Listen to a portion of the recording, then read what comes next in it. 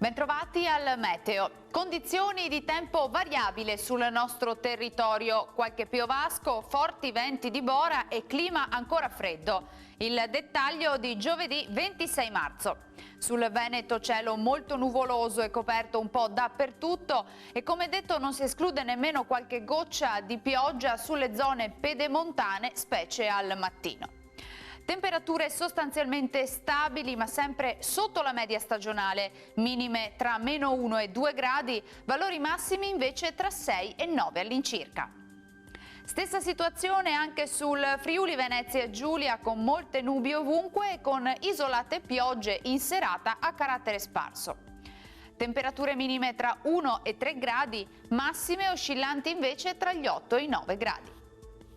Uno sguardo infine alla situazione del Trentino Alto Adige, anche qui sarà nuvoloso con occasionali piovaschi misti a neve. Temperature minime intorno allo 0, massime sui 10 gradi. Dal meteo di Antenna 3 per ora è tutto, arrivederci.